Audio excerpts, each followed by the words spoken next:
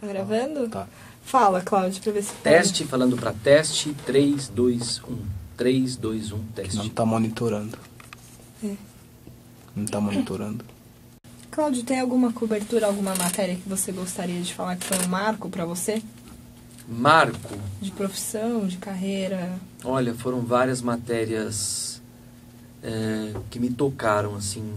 Porque você tá vendo aqui o repórter, o jornalista, e das 6 a 1 da tarde, que é o meu horário. A 1h01 é o Cláudio ser humano.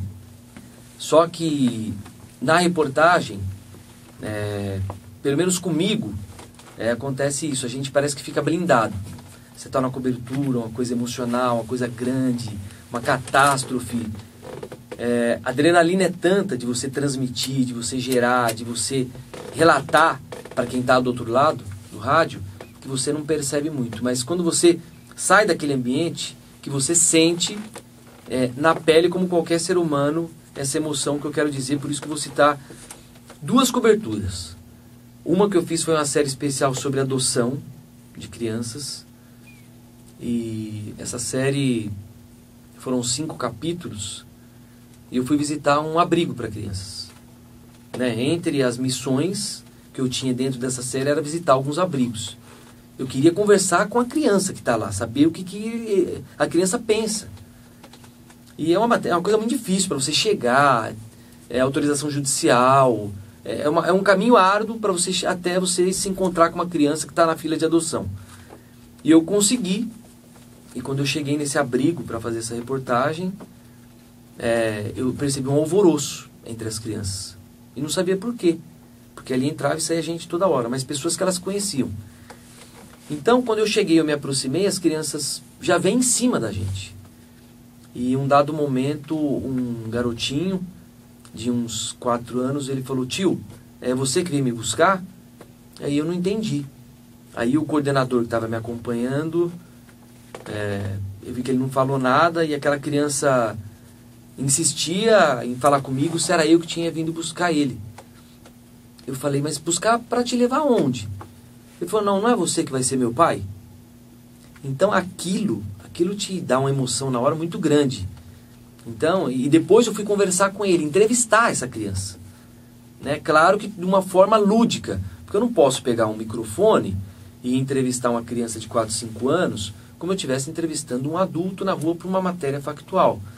Então eu deixei ele brincar com o microfone, deixei o microfone ligado, ele brincar com os outros irmãos que estavam lá. E aí eu comecei a conversar, falei: lembra lá fora que eu cheguei? Por que você perguntou aquilo? E aí ele falou: não, todo mundo que chega aqui, eu penso que é meu pai, porque diz que meu pai está para vir me buscar, meu novo pai. Então isso emociona, isso aí é uma coisa que... E isso está na matéria, está na reportagem. Se vocês forem buscar na internet, vocês vão encontrar. E outra coisa que me emocionou muito foi cobrir o desastre lá de Realengo, aquela tragédia daquele estudante. Eu estava tomando um café numa padaria, o chefe de reportagem, eu vi que estava acontecendo alguma coisa, eu estava sem pauta naquele dia, e quando eu olhei tragédia em escola e vi pelo uniforme dos bombeiros, uniforme CAC, falei: bom, não é São Paulo, graças a Deus não é aqui. Tô livre. Aí 10 minutos o chefe de reportagem ligou e falou: você viu o que aconteceu no Rio? Eu falei: não vi o que aconteceu no Rio, mas eu vi que está tendo alguma tragédia aqui na televisão. Ele falou: não, entrou um maluco, baleou um monte de criança numa escola, eu preciso que você vá para lá agora. Então ele me ligou, eram 9 e pouco, ele falou: eu quero que você em 2 horas esteja aqui já com a sua mala para você embarcar. E fui para lá. E o rádio é você e você. Você leva um equipamento, uma linha de transmissão digital, por GPS, você monta uma rádio e a gente fala que nem estivesse falando aqui no estúdio. Parece que eu estou dentro do estúdio da rádio. E chegar lá, deparar com aquelas famílias que tinham acabado de perder, jovens que foram para a escola, deram um beijo na mãe, deram um beijo no pai, na avó, foram para a aula, e voltaram num caixão para casa. Eu estive no cemitério, tinha 7 jovens sendo velados ao mesmo tempo, todos ali da idade dos seus 12, 13 anos. E como você, repórter, jornalista, vai abordar essas pessoas? Essas pessoas estão extremamente abaladas, perderam o chão da vida delas, perderam um filho de uma forma trágica. Como que você vai pegar essa pessoa e colocar no ar para dar um depoimento? né? Então, nessa hora, o repórter tem que superar tudo isso.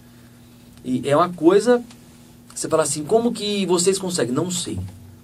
Na hora, o dever de ofício, o dever da profissão, ele fala mais alto e te envolve de uma forma que você chega com jeito, fica observando a melhor hora de abordar, a melhor hora de falar. Você tem que levar para o ar.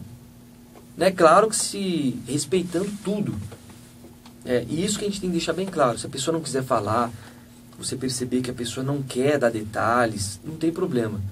Teve um pai que eu acompanhei ele desde o momento que ele estava no necrotério, aguardando a saída do corpo, até o sepultamento. Eu fiquei 16 horas, diria, monitorando ele. Quando sepultou o filho, ele veio falar comigo.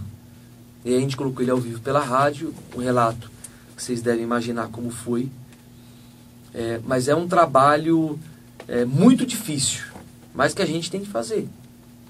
A pessoa, gentilmente, olha, estou aqui de São Paulo, cobrindo, dá para falar, dá para explicar para o ouvinte, pelo menos um agradecimento de vocês por todas as manifestações, começar por esse lado, sabe, tentar suavizar. Depois que começar a entrevista, deixa a pessoa falar. Então, esses 2 eventos me marcaram muito por isso. A emoção à flor da pele. A gente ter de conter essa emoção, que não é fácil. Não é fácil. Uma vez até no velório do Fiore Giliotti, eu fui cobrir velório. E você cobrir velório de uma pessoa que tradicionalmente foi uma pessoa importantíssima para a Rádio Bandeirantes, Fiore Giliotti. E eu coloquei ele ao vivo, o filho do Fiore Giliotti, que é a cara dele, ao vivo, na Bandeirantes. E colocaram uns trechos para ele ouvir do pai narrando. E ele se emocionou de uma tal maneira que ele pegou e me abraçou. E a gente ao vivo. Ali, ficou um silêncio, só a narração, porque eu deixei ele ouvir, até eu me recuperar para poder falar alguma coisa, porque é um momento extremamente emocional, e terminar aquela fala do pai no rádio. Então são situações que não adianta você falar, eu estou preparado. Não, a preparação é na hora. Cada situação é uma situação. Então, essas reportagens que envolveram mais a emoção foram as que mais me marcaram, porque você deixa o lado do repórter e você se põe no lugar da pessoa. Então, quando você se põe no lugar da pessoa, é muito pesado. Então, eu diria que as 2 coberturas, essa série da adoção e essa de Realengo, foram as que mais me marcaram. De todos os trabalhos e as matérias produzidas, qual cobertura você gostaria de destacar e por quê?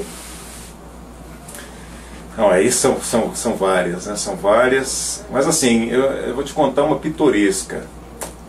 Um dia o Cláudio foi fazer um jogo de futebol, São Paulo e Palmeiras, e ele foi fazer a torcida. O que é a torcida? Você dizer ali o que está acontecendo, né?